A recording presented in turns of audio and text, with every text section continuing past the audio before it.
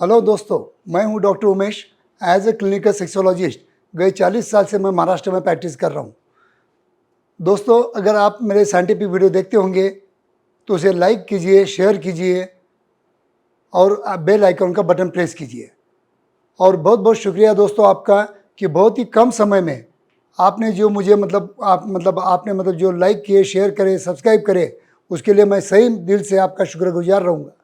दोस्तों, आज का जो हमारा टॉपिक है कि अगर आपका खड़ा नहीं हो रहा होगा, आपको इरेक्शन का प्रॉब्लम होगा, या आपको सेक्स करते वक्त दिक्कत आती होंगी, या प्रीमैच्योर इजैकुलेशन होता होगा, तो ये जड़ से कैसा ख़त्म कर सकते हैं, इसी के बारे में आज बताने की आपको मैं पूरी कोशिश करूँगा। दोस्तों, अंत तक बने रहना।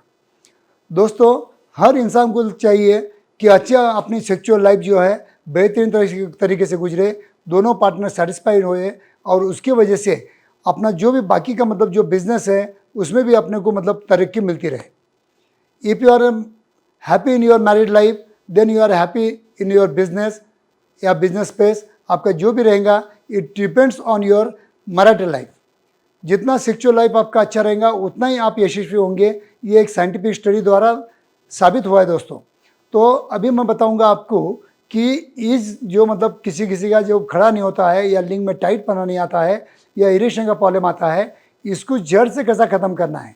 तो दोस्तों, वेरी सिंपल टिप्स आपको देता हूँ, जो मेरे हर ईच एंड एवरी पेशेंट को मेरे क्लिनिक में आते हैं उनको मैं ये बताता हूँ कि दोस्तों, अगर आपका खड़ा नहीं हो रहा होगा या आपको इरेक्शन का प्रॉब्लम होगा तो डेफिनेटली कहीं ना कहीं दो बातें हैं। एक तो आपका कारण फिजियोलॉजिकल होगा, या आपका कारण साइकोलॉजिकल होगा। ये दो ही कारण होते हैं।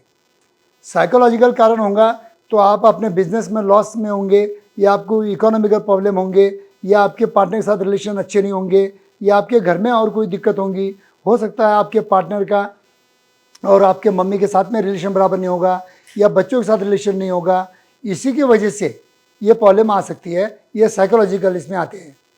और फिजियोलॉजिकल प्रॉब्लम में जो आते हैं, अगर आपको डायबिटीज़ है, थायराइड प्रॉब्लम है, पिट्यूटरी ग्लैंड के प्रॉब्लम है, एड्रेनल ग्लैंड के प्रॉब्लम है, टेस्टिकुलर ग्लैंड के प्रॉब्लम है, या कोई आपको बैलेंस जैसे इन्फेक्शन है, या हाई बीपी के प्रॉब्लम है, या फिर आपको हार्ट डिसीज है, इसके वजह से जो प्रॉब्लम आते हैं वो फिजियोलॉजिकल प्रॉब्लम होते हैं।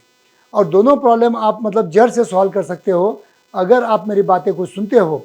क्योंकि अच्छा इरेक्शन पाने के लिए एक बात आपको बता देता हूँ, अच्छा कठोरता आने के लिए, अच्छा खड़ा होने के लिए सिर्फ आपके लिंग की तरफ आप ख्याल मत दीजिए, आपके पूरे बॉडी पे ख्याल देना है। जैसा कि मैं बोलता हूँ कि अच्छा इरेक्शन आने के लिए आपका हार्ट का होना मजबूत होना होता है, क्योंकि वही पंपिंग करता है।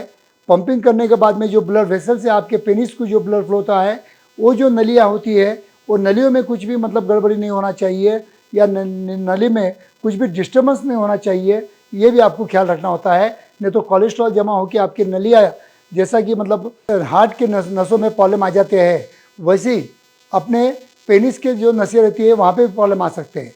हार्ट के नशे का प्रॉब्लम आ गए तो हम एंजियोप्लास्टी या बाईपास करके हम ट्रीट कर लेते हैं, लेकिन पेनिस के तरफ के नसों के अगर ब्लॉकेज आ गए तो हम उसको निगलेक्ट कर देते हैं।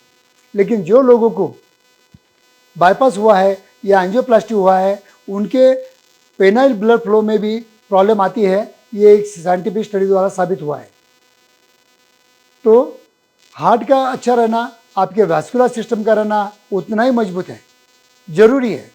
और वैसे ही आपका माइंड स्टेटस, आपका मेंटल स्टेटस, आपका माइंड का भी अच्छा होना अच्छी सेक्सुअल लाइफ के लिए, अच्छा खड़ा करने के लिए बहुत ज़रूरी होता है। क्योंकि न्यूरोलॉजिकल एंडिंग्स की वजह से, न्यूरोलॉजिकल जो अपने संदेश जाते हैं वो नर्व की वजह से जाते हैं। तो उसके लिए अपना जो स्पाइनल कॉर्ड होता है, अपने जो पीठ की जो हड्डियाँ रहती है, उसमें से जो स्पाइनल कॉर्ड जाता है, वो स्पाइनल कॉर्ड का भी मजबूत रहना बहुत ज़रूरी है दोस्तों। तो ये सब बातें, अगर ये सब बातों के लिए आप वर्कआउट करते होंगे, जैसा कि मैं हमेशा बोलता हूँ कि अच्छे टेस्टोस्टेरोन हार्मोन के लिए आपको एक्सरसाइज करना होता है, अच्छे विटामिन्स, मिनरल्स और अमीनो एसिड मिलने के लिए आपको ग्रीन वेजिटेबल्स और जूसेस पीना होता है, अच्छे डाइट मेंटेन करने के लिए, अच्छे हेल्थ मेंटेन करने के लिए आपको हाई प्रोटीन डाइट लेना होता है और लो कार्बोहाइड्रेट डाइट लेना होता है। ये सब बातें अगर आप प्रॉपरली करते होंगे तो आपकी जो समस्या है वो जड़ से ख़त्म हो सकती है दोस्तों। लेकिन आपको जड़ से ख़त्म करना होगा सिर्फ आप अगर आप सिर्फ दवा पे, वायग्रा जैसी मेडिसिन पे, कोई दोस्तों के सलाह के वजह से अगर आप डिपेंडेंट रहते होंगे तो आप लाइफ लॉन्ग दवा लेके आप अपनी ज़िंदगी बिता सकते हो, लेकिन 2 या 3 साल के बाद में वायग्रा जैसी गोलियां जब काम करना बंद कर देंगी, तब जब हमारे पास आते हो तो हम जो आज हमको जो बातें बताई हो मैंने, वही बातें हम आपको हमारे क्लिनिक में आने के बाद बताएंगे। काफ़ी लोगों का एक्सपीरियंस रहा है, मेरा एक्सपीरियंस 40 साल का ये रहा है कि जब लोगों को एंजियोप्लास्टी या बाईपास करने के बाद में जब कार्डियोलॉजिस्ट जो उनको परहेज बोलता है वो वैसे का वैसे ही सुनते हैं, लेकिन मैं उल्टा चाहता हूँ कि ये सब बातें होने से पहले अगर आपने डॉक्टर की बातें सुन लिया होता या मेरा ये वीडियो देख लिया होता तो आपको एंजियोप्लास्टी और बाईपास सर्जरी करने की ज़रूरत ही नहीं होती। तो दोस्तों, अपना हेल्थ मेंटेन रखना बहुत ज़रूरी है। जैसा कि मैं पर्सनल मेरा एग्जांपल देता हूँ, at the age of 64 years also मैं 1 घंटा एक्सरसाइज करता हूँ, डाइट बैलेंस में लेता हूँ, जूसेस पीता हूँ, फ्रूट्स खाता हूँ और खाने में मैक्सिमम टाइम मेरा स्प्राउट ही होते हैं। मैं चपाती, राइस इसका सेवन बिल्कुल नहीं करता हूँ और इसी की वजह से आज मैं at the age of 64 years आपके सामने ये अच्छे वीडियो बनाने की कोशिश करता हूँ। दोस्तों, ये मेरा प्रयास अच्छा लगा होगा तो मेरे वीडियो को लाइक कीजिए, शेयर कीजिए और जड़ से ख़त्म करना होगा तो मेरे आज से ही सिर्फ 30 दिन मेरी बातें अपनाइए और 31वें दिन मेरे कमेंट बॉक्स में आपने कमेंट करना। थैंक यू दोस्तों।